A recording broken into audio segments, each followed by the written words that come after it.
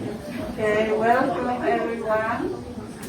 I think as usual, for those who don't know Junction, I will briefly introduce myself. I am Diego Shortino, I am the founder and director of Junction. And Junction is the venue that you see. We try to promote discussion on all kinds of dimensions of Southeast Asia.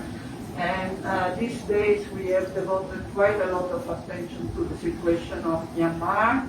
But today we are going to talk about Thailand because we are quite concerned about the impact of the draft law on NGOs that can have also on us. We are a Thai foundation, registered as a Thai foundation, so we are under a Thai law, and we are concerned whether this law will indeed limit our capacity to conduct activity related to Southeast Asia, including promoting discussion on Thailand and the various aspects of Thailand. And here we have three people who are quite concerned also about what is happening. Phil has been with us already. We have had already 2 times events on this topic at the very beginning of the law. Unfortunately, we are still discussing, although this is a little bit improved, it seems a little bit improved, but still there are plenty of concern. So Phil will be the first speaker. He's with Human Rights Watch. I think I don't need to introduce him further. And later on, we will have B, which actually is a nickname, but she's also quite known as an activist with Protection International, very much concerned about rights of people in different groups in society. And last but not least, we have Kutida, who will be talking as part of the Progressive Movement Foundation. And it's a new foundation, so she still says that she still has to learn about the whole context of foundation, but she has also her thoughts about the impact of this law on her organization. So please, Phil.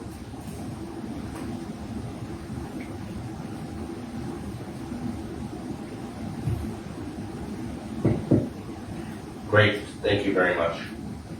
Thank you everyone for coming. Thank you for Junction and Leah for organizing this event. As Leah said, this is the 3rd time I've been speaking at Junction on this particular law, the draft law. I hope it's not 3 strikes and you're out. But the law we're talking about is the draft law on operations of non-profit organizations, or NPOs, as the Thai government calls them.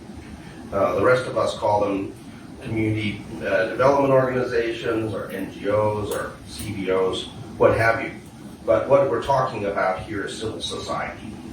And looking through this draft law, what I can say is that this draft law will be an unmitigated disaster for human rights and for civil society in Thailand if it passes. This is a 5-alarm fire, and it needs to be treated as such, with a strong and continuous pushback to demand that this law not go forward, that it be stopped. It's important now to recognize that this is not something that to be negotiated over, but it's something to be stopped. We do not want this law going forward. We do not want this law entering into the parliament. Currently, the draft law was approved in principle by the Thai cabinet on the 4th of January. It's undergoing what is called a public consultation process under Article 77 of the Constitution. I call it a consultation d'alea process because it is basically the Ministry of Social Development and Human Security saying, if you have opinion, send us an email. And there's no apparent process for any sort of significant engaged discussion about this law. It is basically put your submission in the box and we'll look at it later maybe. It's important to understand that this draft law is being pushed by the parts of the Thai government that have been consistently the most hostile to human rights, and that this draft law is being done with bad intent. It's malfide. The draft law is the government security agency, and here I'm talking about Calgrong, or the National Intelligence Agency, National Security Council, Ministry of Interior, Ministry of Defense. It's their effort to assert control over the NGOs and civil society. And in that, they have the support of both Prime Minister Prayut and Deputy Prime Minister Pawit.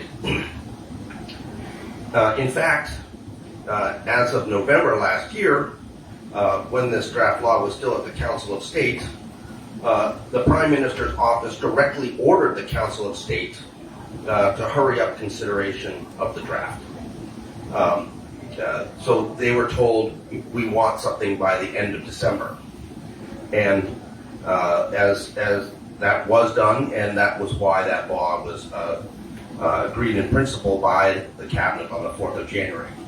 So we expect the government will continue to press very hard to get this law in the new year, meaning that this month, February, and next month, March, are absolutely critical times for serious interventions with Thai agencies and ministries. There's no wait and see about this. It's not something like we can hope that it will go away, because this is a priority law for the government. Our view is that this draft law is not needed. And actually, this is precisely the argument that was made by Professor Vitit Muntapon, who everybody knows, an esteemed human rights expert, law professor at Chula, special rapporteur, many different UN panels. He spoke last month, he spoke on the, was it the 9th of February? No, excuse me. Last month, he spoke in January at the FCCT. Actually, there is a long discussion at the FCCT that is on their website and on their Facebook page. You can go look at that. That's been recorded. And his view was Thailand already has too many laws, and it already has too many statutes to restrict civil society. And as he said very clearly, the Thai government has yet to provide any sort of plausible rationale or justification for the sweeping restrictions they are seeking to place on civil society. All they basically have said is vaguely, well, other countries have these laws, so we should also have them. And in fact, if we look basically at the law, the draft law's definition of non-profit organization in Article 3 of the law will capture probably a lot more than the Thai regulators are bargaining for. What that says is everything that doesn't seek profit, that is not just temporary or one-off, will be in fact covered. So, foreign chambers of commerce, Rotary clubs, sports clubs, the Foreign Correspondent Club of Thailand, Junction, almost anything, the local village group, everything will be covered. It is going to be a massive extension of Thai regulation over all aspects of Thai society. And nobody really realizes that. What we're hearing is various different groups of people saying, oh, this law doesn't concern us. Oh, this law won't affect us. They are dreaming. They are dreaming, because this law, if you look at the definition, everyone is covered. So associations and groups across Thailand will be hit with this law. And actually it says in Article 5 of the law that even if you are an association or a group that is registered under a different law, you also must comply with this law. So there will be a significant extension of reporting requirements and other requirements because of this law. Now, Article 19 of the draft law creates new extensive reporting requirements to both the government and to the public for civil society in Thailand. Basically, you need to explain who you are, what you're doing, what your budget is, who's in charge. All the information will be handed over to the Thai government, but also must be made public. And Section 21 of the law, which focuses on foreign funding for NGOs, is clearly focused on restricting the sorts of activities, programs, and organizations that international donors have decided to support. If you look at it, actually, Section 19, which says all NGOs and NPOs must report what they're doing, and Section 21, which says that all foreign funding must be reported. This is all designed to flush everything out into the open, to make sure everything is revealed about who is doing what. The purpose is to allow Thai national security agencies and regulators to be able to see everything. And then they can pick and choose what things they want to act on. And they will use that, they will use Section 20 of this law to do this. This is, in fact, the sinister dynamic of this law, that it is forcing widespread disclosures and additional reporting through Articles 19 and 21, which then allows unnamed and unaccountable Thai regulators to single out and ban certain activities and ultimately groups using the extremely broad restrictions in Article 20. Article 20 is designed as a massive gag rule to muzzle actions and voices of NGOs on anything the Thai government arbitrarily considers to be offensive. It's hard to actually see a wider grant of censorship authority over Thai civil society in Thai history. This is breathtaking in its magnitude, and frankly quite frightening. So if we look at Article 20, ask yourself, what is covered by, quote, public order or people's good morals or something that causes divisions in society? Think of the things that you think cause divisions in society. Think about things that the yellow shirts think cause divisions in society. Think about the things that the red shirts think cause divisions in society. Cause divisions in society. What does that mean? What is encompassed in public interest, including public safety? Public interest. Public interest is whatever a regulator says it is. And who knows what is included in activities that, quote, infringe on the rights and liberties of other persons, or, and this is the really good one, affect the happy, normal existence of other persons. Pokati suk is the word in Thai, pokati suk. Tayu ka tok pokati suk. Yeah. This is what? That is the hammer. Section 20 is the hammer that the Thai civil society, the Thai national security regulators want to have. They want to be able to have the biggest hammer possible to decide whatever they think is offensive and hit it. This is like Article 44 against civil society.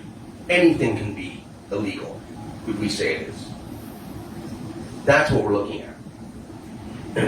And then you consider that those Section 20 restrictions also come with a clear process based on arbitrary assessments of by a registrar, who again is unaccountable, to force a civil society group to cease operations.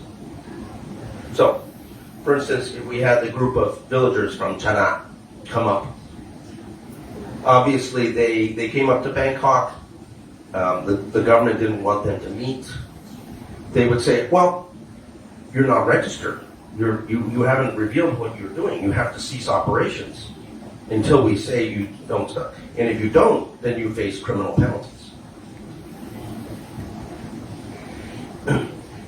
And also consider now where Thailand is in the region. I mean, obviously we're dealing with a situation in Myanmar where 1 year on, that country is in full downward spiral on human rights, humanitarian issues, human rights, all those things now are going to be handled from Thailand dealing with Myanmar. There is also, under Article 20, something that says that no NGO or nonprofit can do anything that would affect Thailand's good relations with other countries.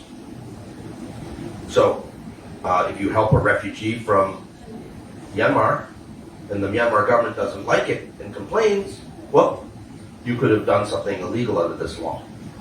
If you, for instance, tried to prevent, like we did in November, the Thai government from sending UNHCR registered refugees back to Cambodia, of course we're affecting the good relations between Thailand and Cambodia because they want to have good relations so that they can both abuse rights with impunity. We'll hold a press conference later this week about Vietnam. Human Rights Watch will. I'm not saying when, not saying where, because the Vietnam government in the past has tried to shut down these things because it affects the good relations between Thailand and Vietnam. These are the things now, so all the groups and organizations that want to work from Thailand to work on these other countries would also find that their activities would be barred. And you could be sure that this draft law, if it passes, will be used against international NGOs like us, Human Rights Watch, who the government has considered a thorn in their side for a long time. In fact, I have no doubt, if this bill becomes law, that Human Rights Watch will be right at the top of the list of government for taking action. And it's very possible we will be forced to cease operations in Thailand, and Leah will have to come visit me in Sun Plu. And nah, okay, so okay, thank you. Article 27 also says that whoever violates this law, the NGO violates the law, whoever's in charge of the NGO or in a position of authority is also equally liable. So there is a lot in this draft law. This is the National Security Agency dream. They wanted to have this. They want to turn Thailand into Hun Sen's Cambodia, or the Communist Party of Vietnam's Vietnam, where they control what everybody says, they control which groups can protest and which ones can't, they can control who has the right to organize a seminar like this. I mean, they are trying to shut down civil society, human rights, and democracy in Thailand. So this is a battle of epic proportions. And if Thai civil society loses this battle, this country will change fundamentally for the worse.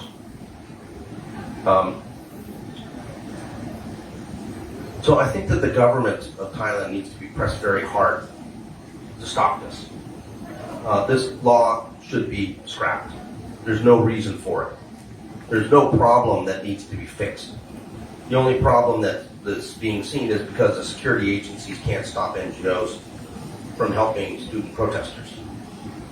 And under no circumstances should we allow this Thai draft law to be anywhere in Parliament. So there needs to be a major campaign to stop this law.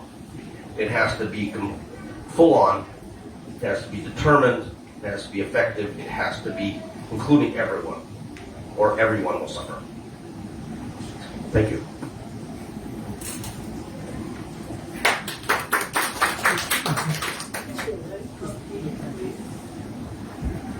I continue. Good evening, everyone who are here and friends, I think from online.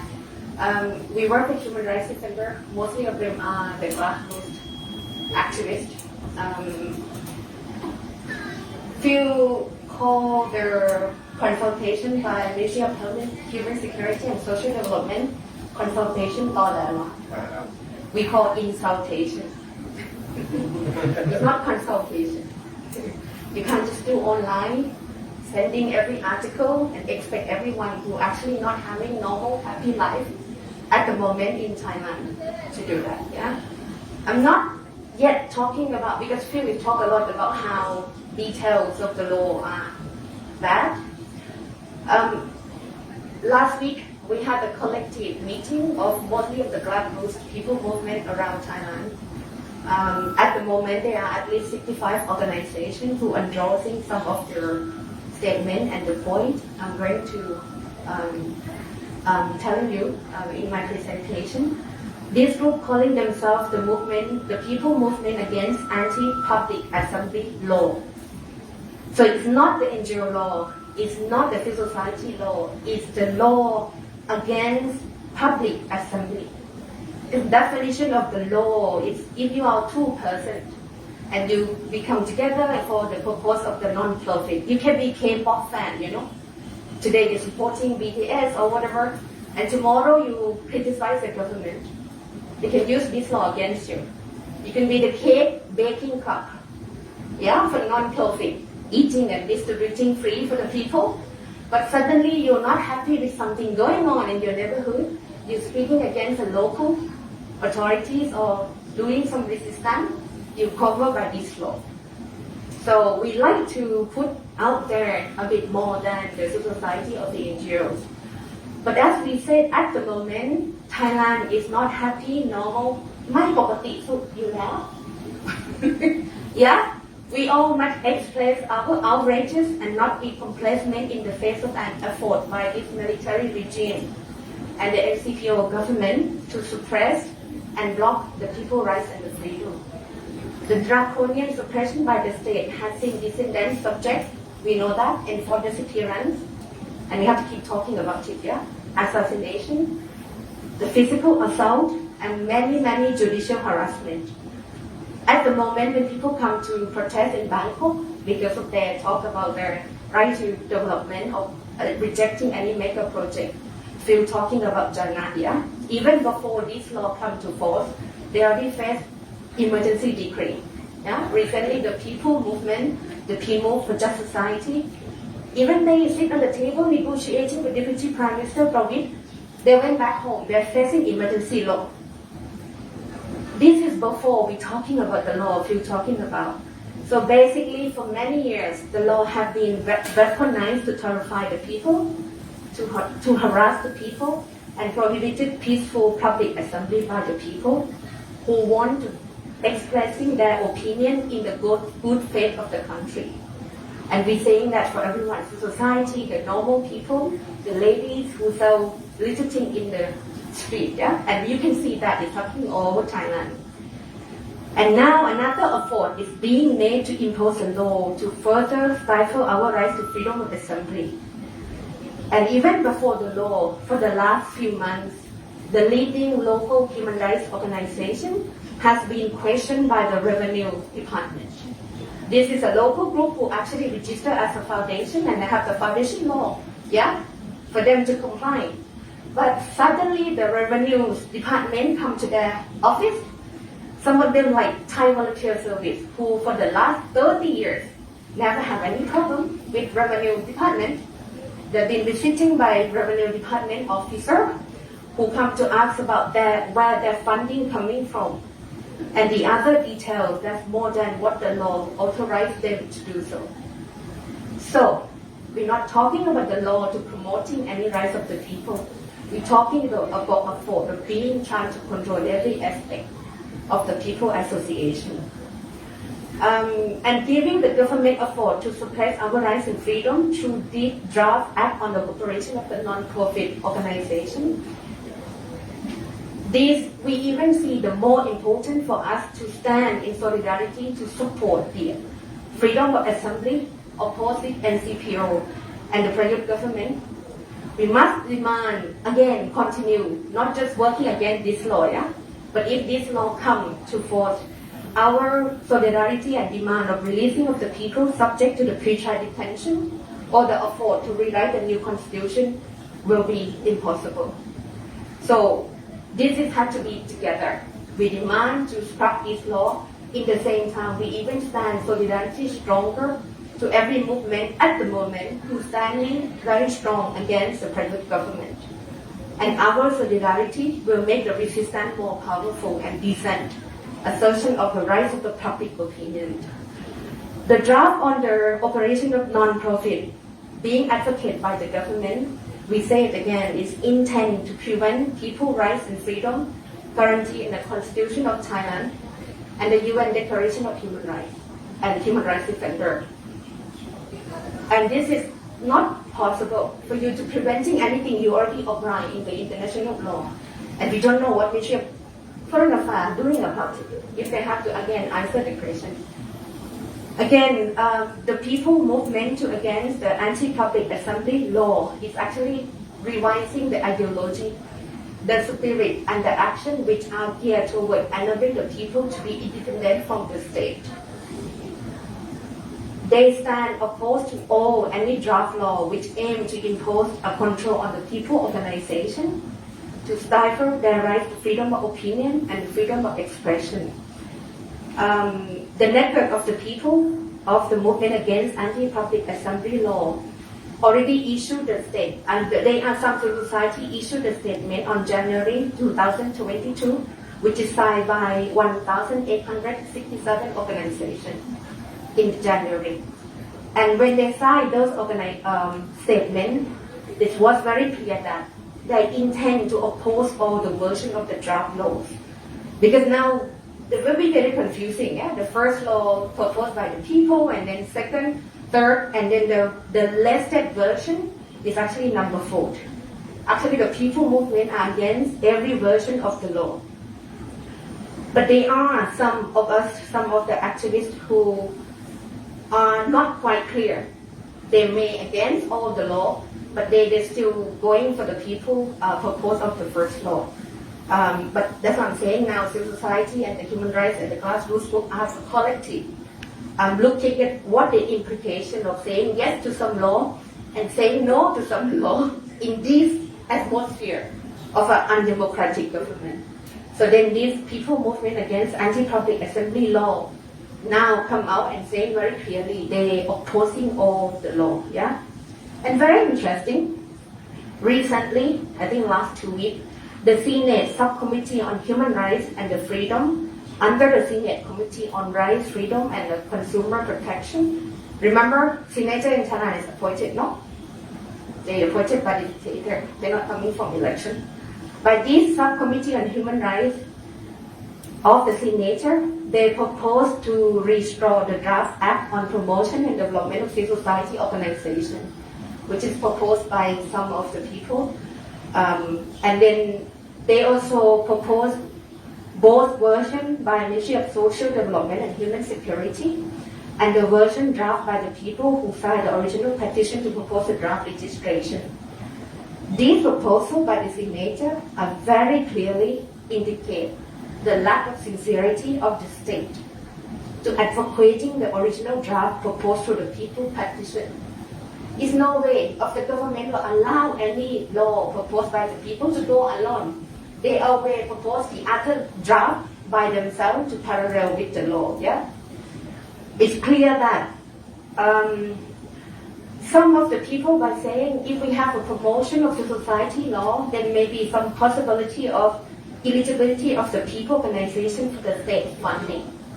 For us, for these people movement saying it's clear such funding is accompanied by a mechanism that impose the control, the oversight, the interference, and nomination by the state.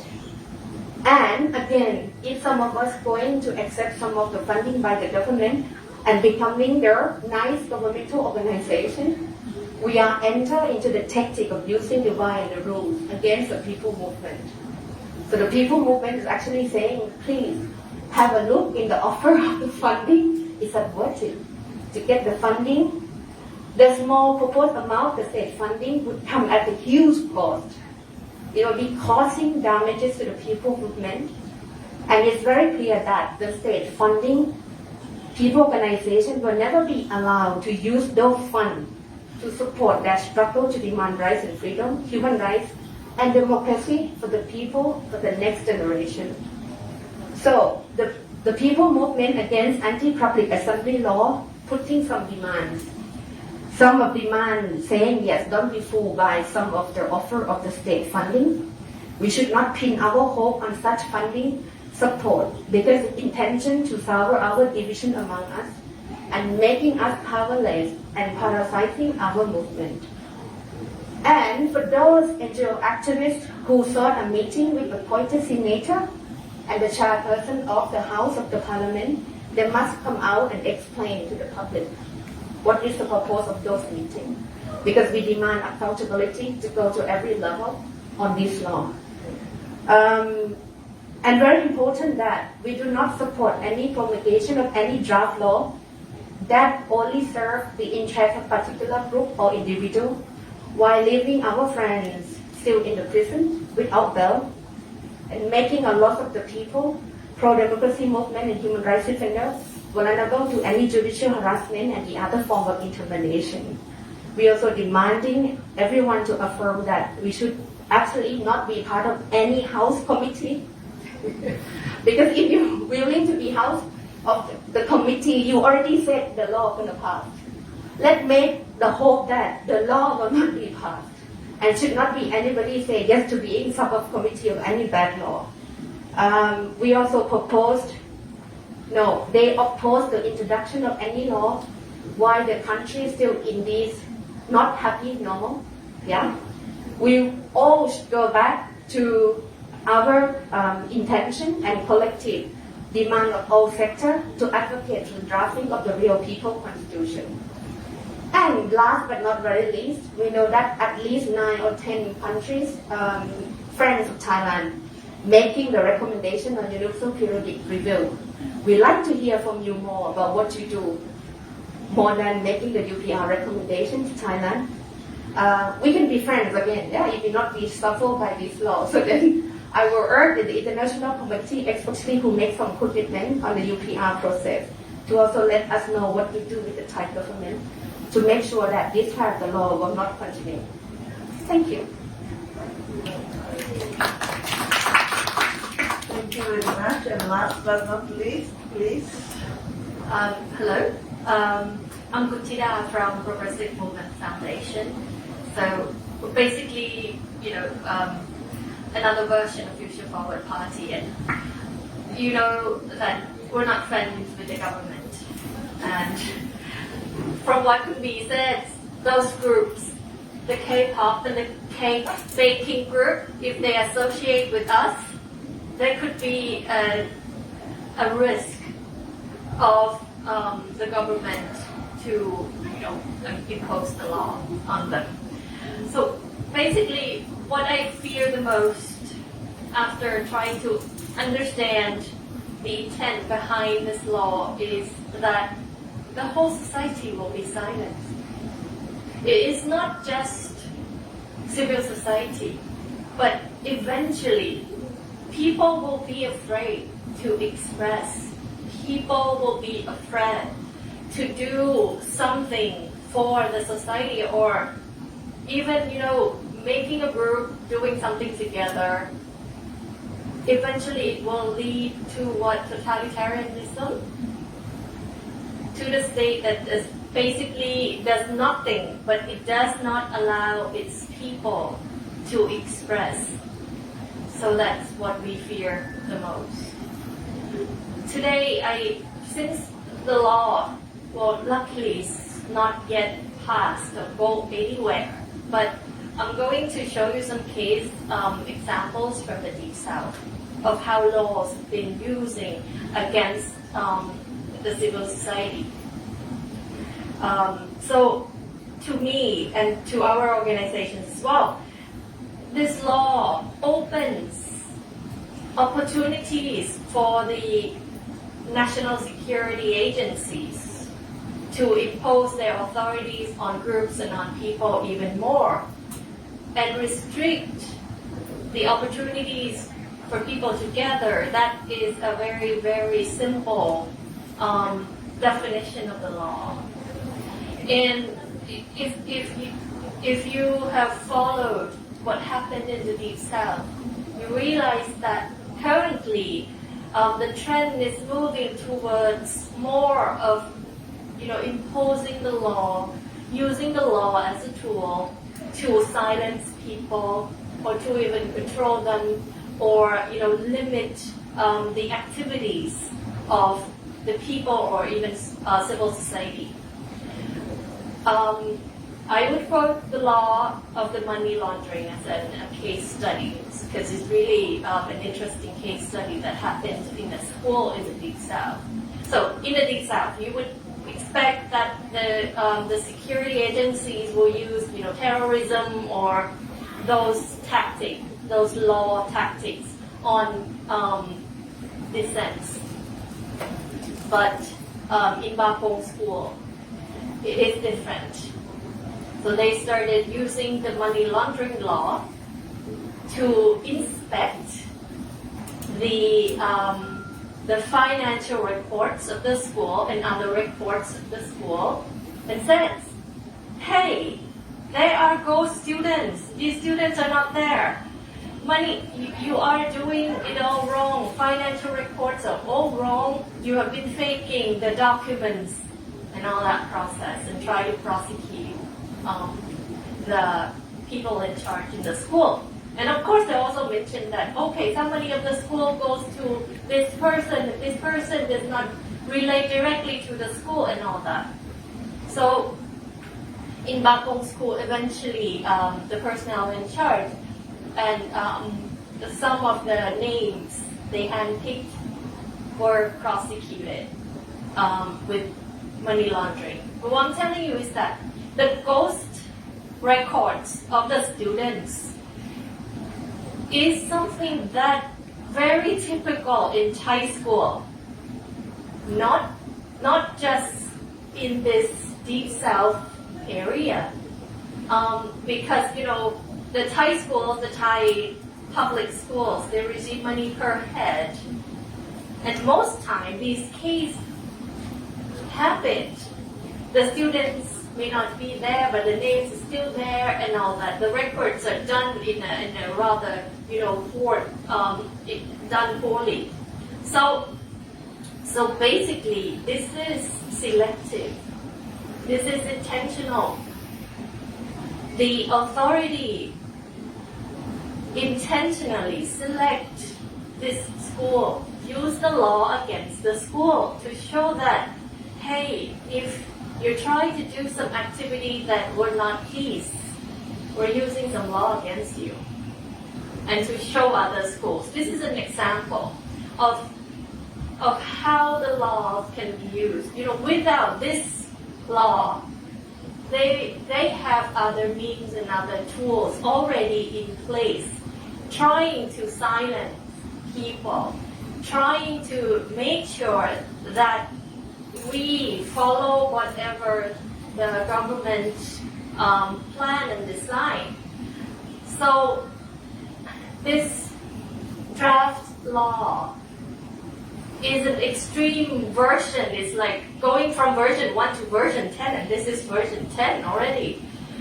It is extremely worrying, and especially as our organization, or political organization, we have clear ideologies. We in progressive movement, we work closely with Move Forward Party. We criticize government. We talk about the monarchy. We talk about reforms of this country at so many levels, from structure. We will campaign to amend the law or the decentralization. And well, if it puts to the Article 20 of this law, like we do everything that they said, basically. So,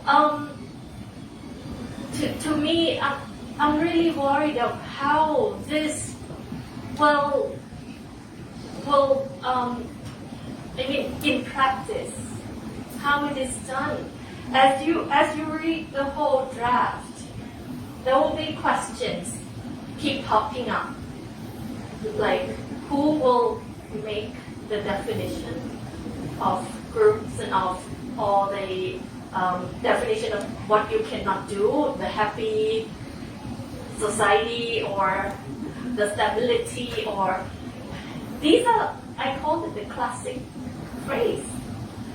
It does not appear just in this law, but it appears in many other laws that are used to silence people.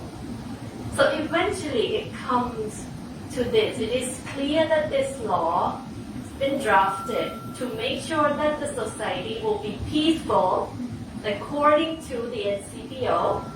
By peace, they mean quiet. Quiet means you don't express, you don't do anything, or the only thing you can do, well, if you want to do, you rely on the government, so they will monopolize the civil society activities through this law. Apart from trying to control, restrict, and making sure that dissents and views that are not so pleasing according to them, are in place in the society. So I like to call on international organizations, civil society, and of course, I've been discussing with other organizations that this should be put on the table for the public, the general public, because it affects everybody. It affects everyone, not just civil society, not just foundations, not just international organizations who work in Thailand. Basically, you will be silenced, period, through this law. And to me, that is very scary. Thank you.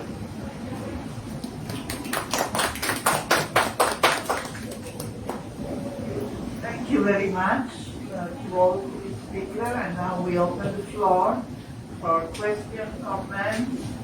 I will take three first. Anyone who wants to go first? Or you are still taken aback from this horrible view of the future? May I add something?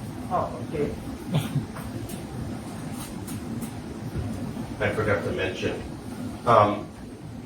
there's a provision in Article 21, subsection 4, that prohibits any group with foreign funding to do anything to, quote, facilitate or help political parties. Which will probably wipe out the offices and programs of, for instance, you all, because you're connected to a political party. It will wipe out the International Federation of Electoral Systems, Foundation for Electoral Systems, which works on issues related to electoral integrity. Certainly the National Democratic Institute, the International Republic Institute, which work with parties across Thailand, will be wiped out. So again, another example of the extremely broad, very restrictive, very narrow-minded thinking that is going on with this draft law that has been drafted by security agencies to try to exert control over Thai society.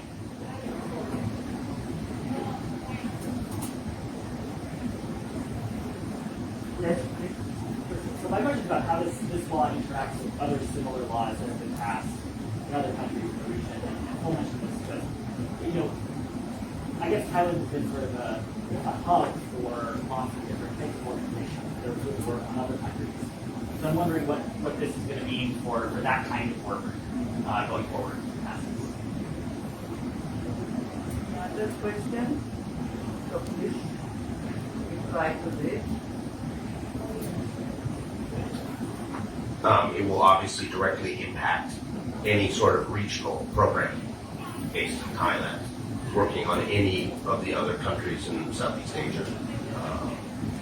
So it's quite clear that, that anything that the government views critically, or anything that other neighboring governments are going to complain about to the Thai government, would be impacted on this. It's very interesting. The Ministry of Foreign Affairs in Thailand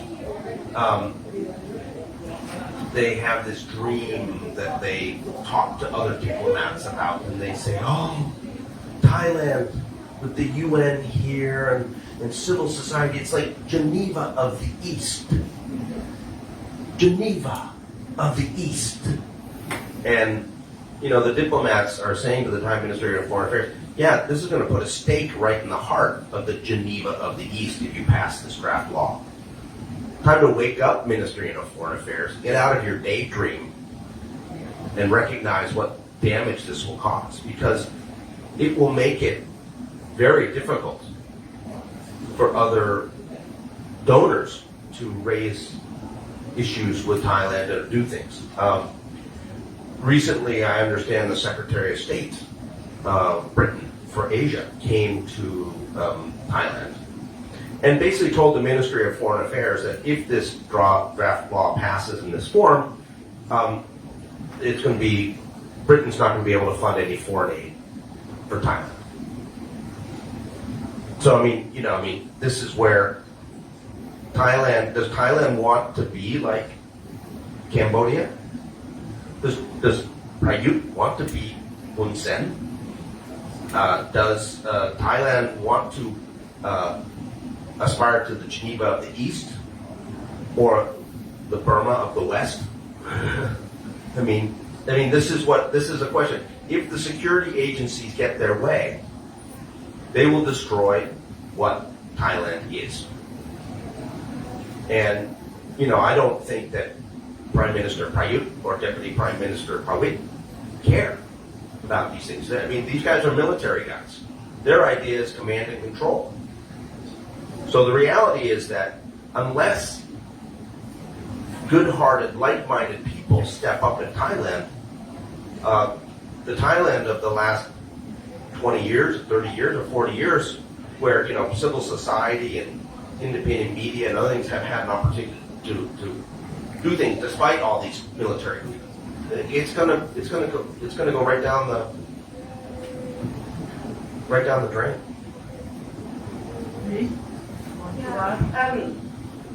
Basically, we have more and more and more law and less justice.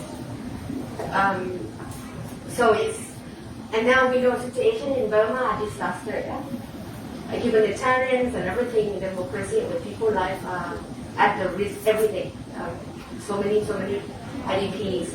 So Thailand used to be better last time, many years ago, 20 years ago, used to be better of civic space for some of the group. Now we are not. We already, not we, them, the government are sent the refugee back, yeah? To Cambodia, to the other country. Will be more and more because the civic space are completely, we can't actually breathe already, yeah?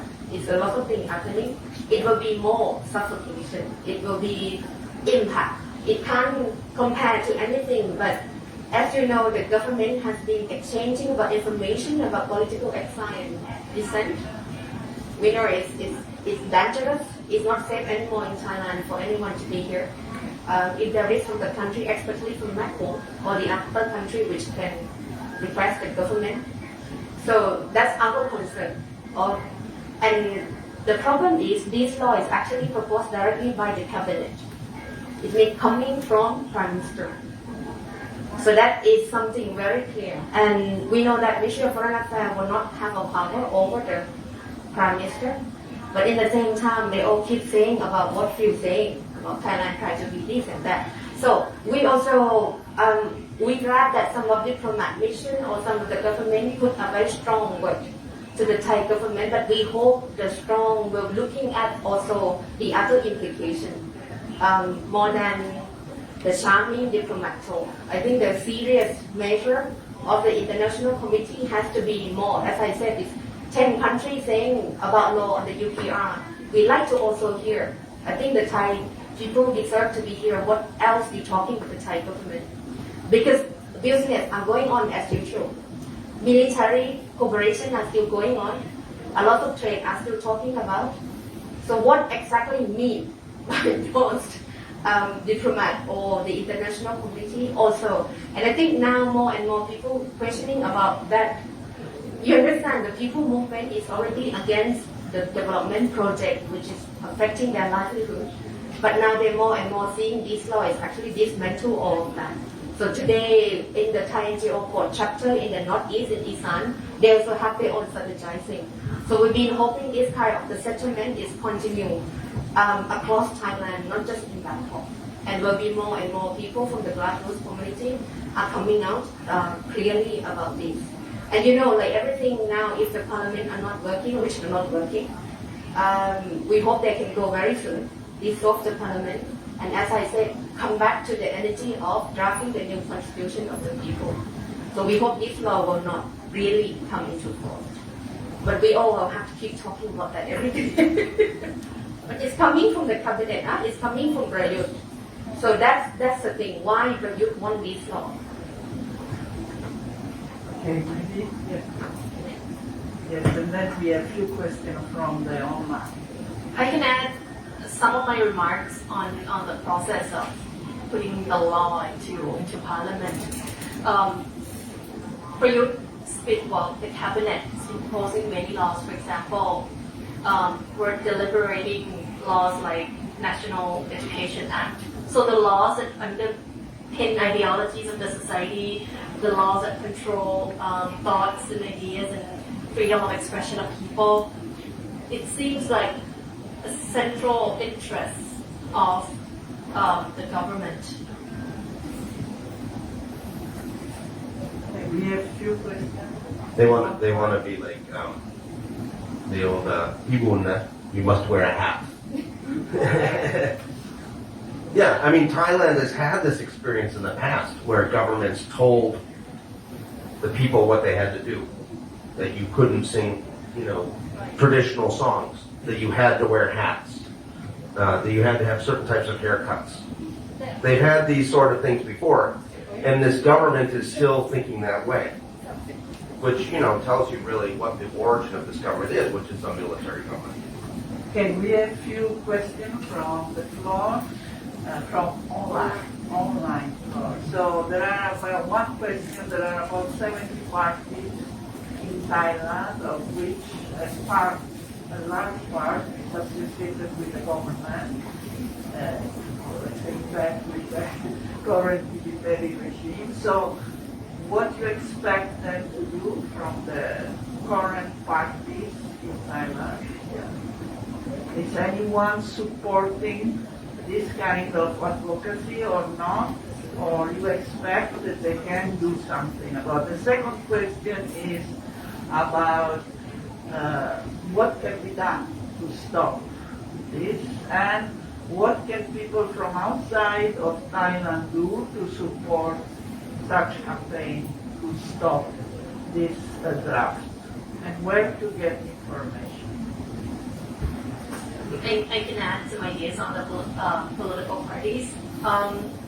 As you can see, that the way that the government's been using the laws as political tools in the past, selective.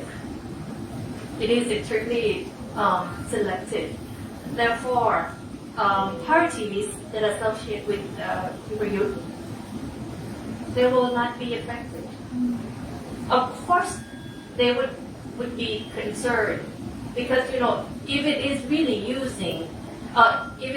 used as a political tool, then perhaps one day it could be used against them.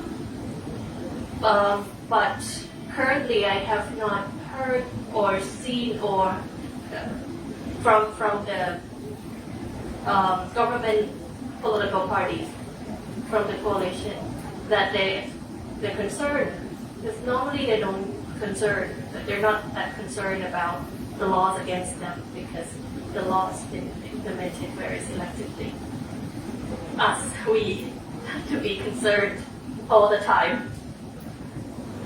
So if the move forward is no more there, but is the party doing something in support of stopping this draft? The opposition party, let's say, are they doing something?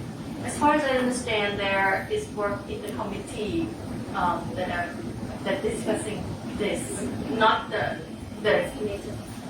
Senate committee, but the parliamentary committee. What what we need is the Move Forward Party, the Pheu Thai Party, and some of the government coalition parties to oppose this law. And they should state it very clearly at the outset so the government recognizes that if they take it to the parliament, they will lose. So, I mean, I think, I think there's an education process that needs to happen. I know ASEAN parliamentarians for human rights have been starting that process. But I think particularly, civil society from the southern part of Thailand, which has a long history of strong traditions of civil society, should be telling the Democrat Party that they expect the Democrat Party to oppose this draft law, that this is a law that goes beyond anything that is even remotely reasonable, and so that there needs to be a strong coalition against it. That's what we need to aim for. I think somebody mentioned people outside the country, what can they do? Well, wherever you are, if you're in Europe or you're in North America, you should be talking to your government about trying to get a government to oppose this, because the diplomats here are very concerned. And there has been a lot of opposition from the diplomats. We just had a very big meeting, 3-hour meeting last week with the UN country team, where UN agencies were raising concerns about what it means for their programs if they can't work with civil society. So there has to be a unified international development agency opposition to this. That means that governments, bilateral donors, multilateral donors, it means also UN agencies and others. And so, there has to be some very strong statements made, both publicly and privately, to the Thai government to make the Thai government realize what they will lose if they go forward with this. Yeah, I think there are some party, like if the deep south is mean Prachachat party as well, yeah? And we haven't seen Pheu Thai party come out anything on this strongly. So if you guys hoping for the new election, that is something that we can help. So it means we also have to keep a lot of information, having a discussion and mobilization outside of the outside of the Bangkok and many areas as well about the people impact of this law, which I think now people starting it, but if everyone can also put the effort on that, because everyone now, every political party are actually think their parliament will be dissolved very soon, and they already declared for the next election. I think this is also main demand of all political parties who are going to run for the next election. If you're still supporting or not coming out in public about this dismantle of the law of the people, freedom of expression or association, then you're not supposed to be elected, yeah, hopefully. But I think we also don't forget National Human Rights Commission, they're existing. They also give their presentation at the FCC team together with some of our friends. I think the position of National Human Rights Commission is not very strong. They only opposed the very bad version of the law. They're just talking about maybe if they are the law, should be the law promoting civil society. Forget about it. We should all learn this now. That's why I'm saying in this environment of the political dilemma of Thailand is not working. They are not going to be sincere of having any law. I think we demand a stronger response from National Human Rights Commission because they have the power, and we do hope they use the power in their powerful way, not compromise with some of the draft law. Again, ask your embassy what they do a bit more, but as Phil said, we know some of the diplomats are concerned about this, but I think it would be good to have the citizen of that country asking and supporting the people here. And we see some response from UN agency. I think OSCEs are very clear, but also would love to see more and more strong public position by the UN coordination and the other agency of the UN. Again, please do not do business with Thai government as usual, because we are not in the usual normal happy time. You cannot operating in Thailand when you ignorant the feeling of the people of Thailand of not happy and normal. So we actually demand for more solidarity and support for another UN agency and the other international community. You could also call for political parties to include this in the debate that will happen on the 17th to 18th of this month, which is in a couple of days. The CASL is a pre-censure debate, basically. There will be no vote, but there will be the long debate from the opposition parties.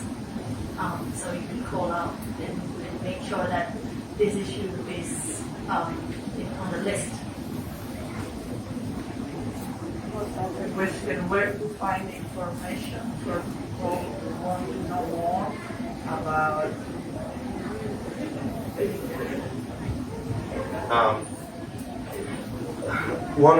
one of the very good resources is the International Center for Nonprofit Law, which does work in English.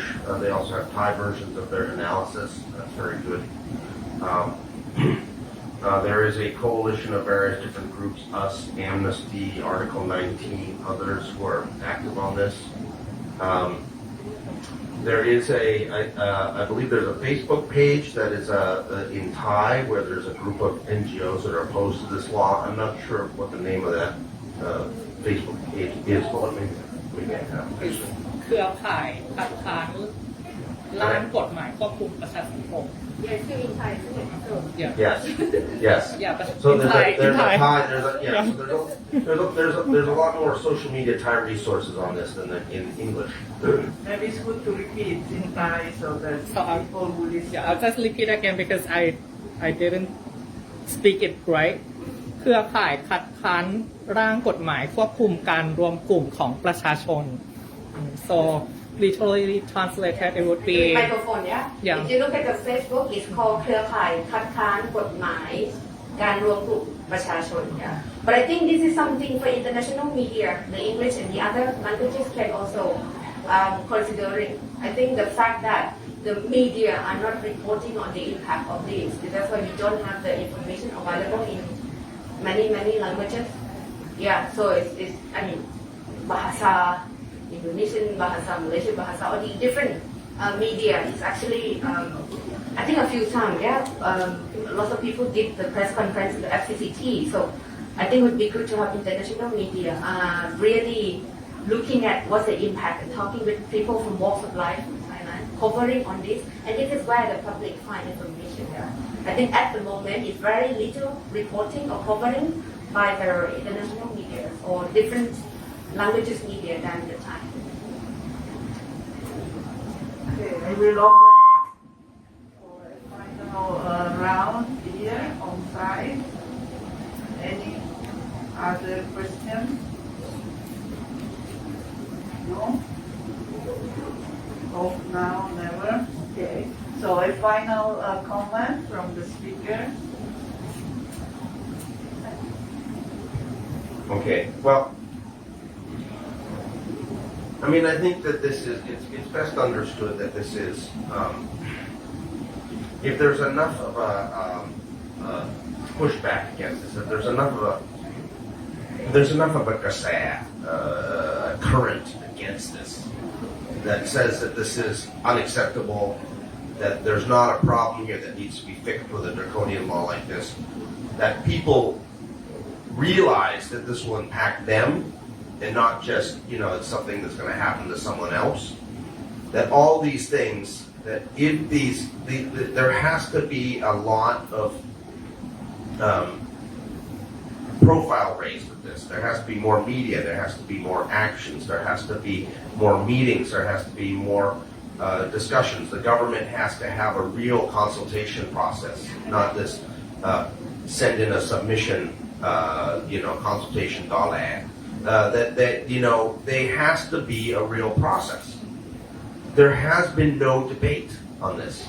The government is saying, we want this law because other governments have it and we need it. And that's it. That's their justification. And what they're doing is talking about having a law that is going to completely turn over Thai society.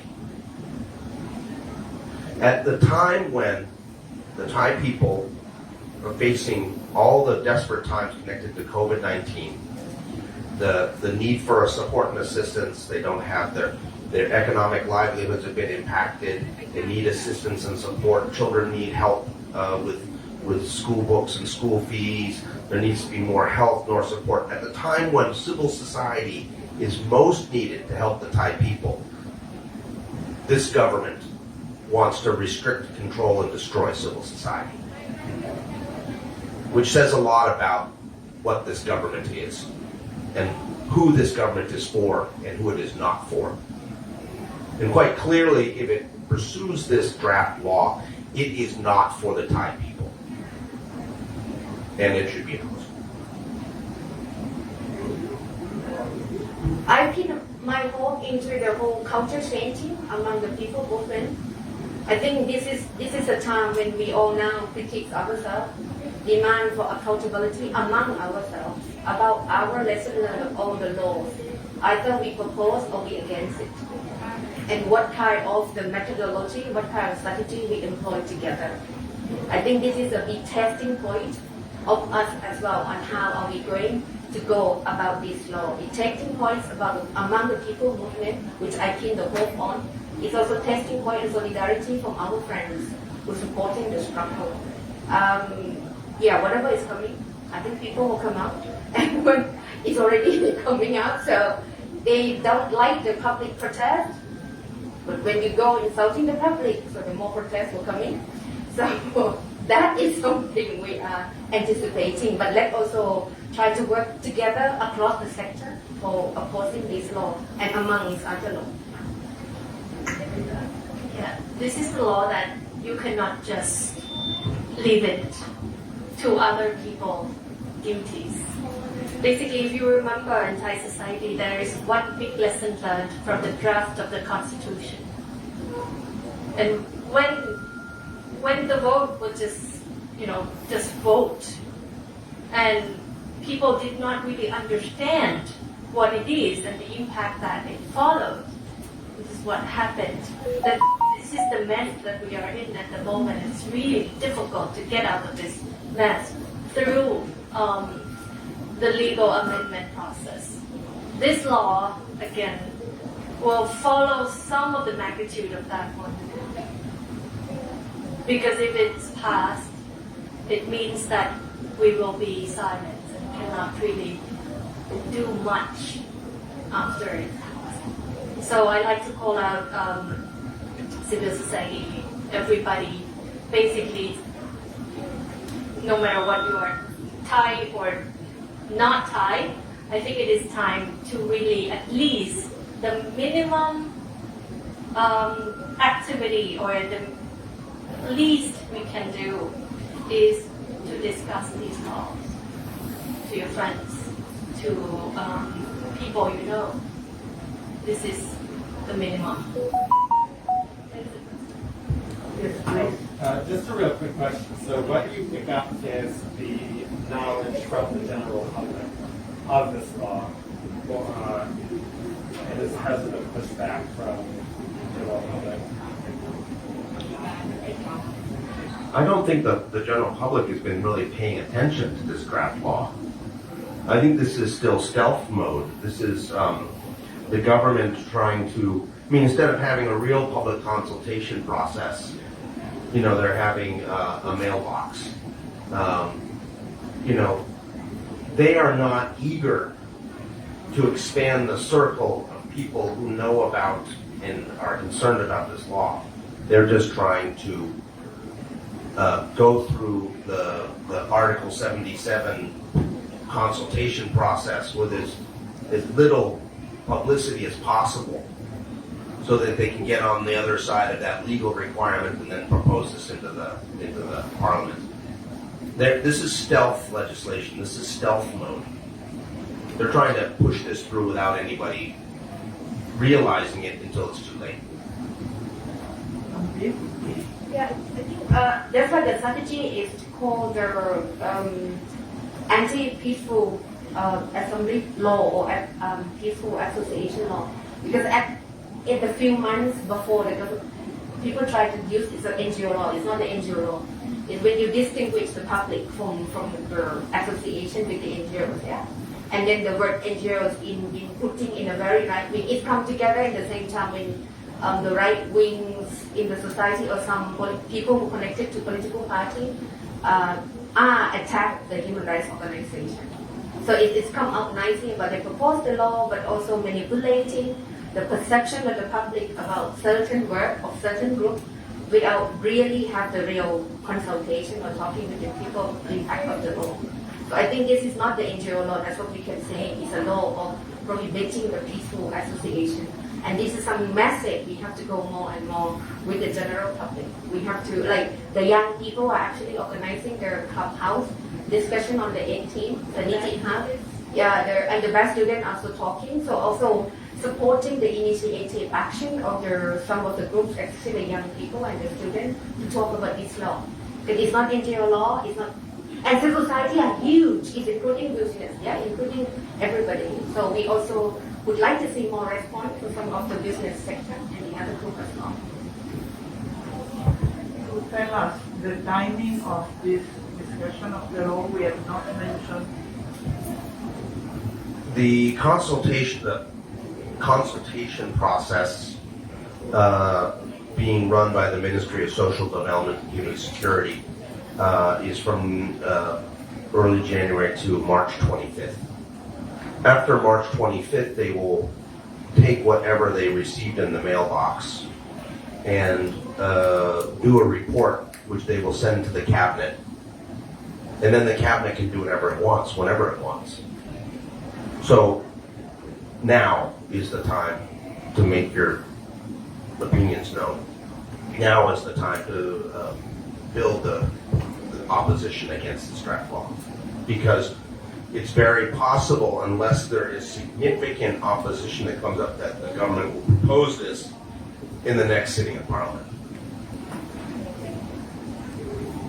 So, with this word, I think we need to do our best, whatever we can, from whatever position we are, to try to disseminate knowledge about this anti-assembly law. So from now on, let's call it anti-assembly law. I think there are a number of laws that are quite restrictive. There is the media law, there is, FCGT has been discussing recently a number of laws that taken all together clearly show the direction of curtailing civic space. That is very clear from all the angles.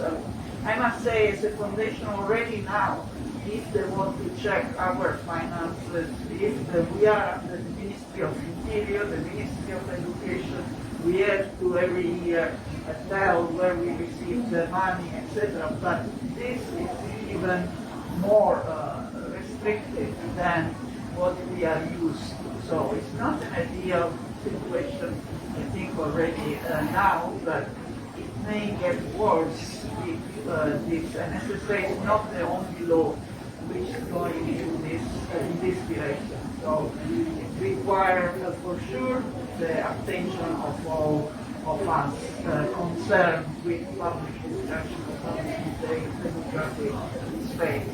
So with that, thank you once more for our speakers.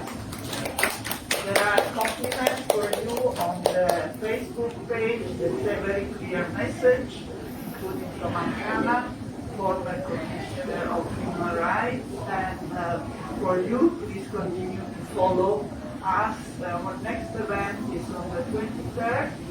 I think it's about migration in Thailand, about the issue of border during the COVID pandemic in collaboration with Nanyang University. And we have also mini book fair, and tomorrow actually we have the weekly update online on Myanmar. We always try to keep since the beginning of the tour to monitor what is happening in Myanmar. It has increased always to go out. Now there has been a lot of activity because of the 1 year anniversary, but after the anniversary is gone, there is the risk that the attention, public attention, will decline somewhat. Hopefully not, because it requires another issue that requires our attention. On your way out, you can have a coffee, continue the discussion, and please leave a donation as it helps Junction to continue to undertake this activity. Thank you very much to all.